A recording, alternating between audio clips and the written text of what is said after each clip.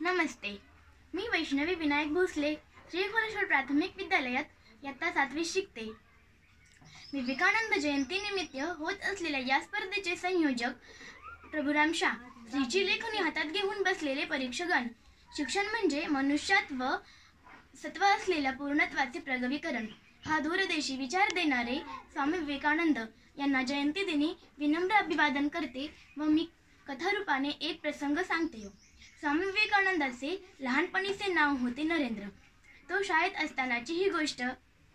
सिरापिस नावाची एक ब्रिटिश बुद्ध नौका खिदरपूरच्या घाटावर नांगरून पडली होती.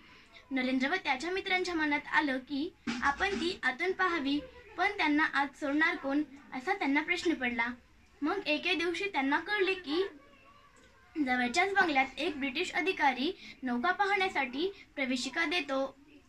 मग लगेच हे सगळे मित्र तेथे जाण्यास निघाले, पण बंगल्याचा रक्षक त्यांना आत जाऊ देईना. सगळी मुले त्याच्या भोवती गोळा झाली व हुज्जत घालू लागली. एवढ्यात नरेंद्र हसत हसत आणि प्रवेशिका हातात नाचवीत आला. रक्षक तर आश्चर्यचकित झाला. त्याने नरेंद्राला विचारले, काय रे, तू कसा काय आत घुसलास? त्यावर नरेंद्र त्यांना म्हणाला, तुम्हाला नाही ठाऊक, मी एक जादूगार आहे.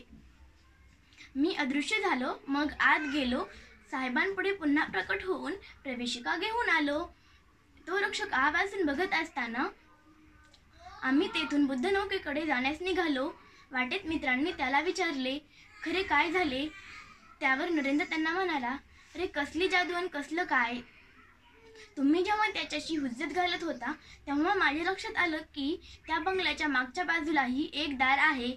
मग मी गुपचूप त्या दारातून आत साहेबांपुढे गेलो व प्रवेशिका घेऊन आलो. बालमित्रांनो, आपण या कथेतून असा बोध घेऊया की वेळप्रसंगी युक्तीचा वापर केल्यास ती नेहमी यशस्वी ठरते. धन्यवाद.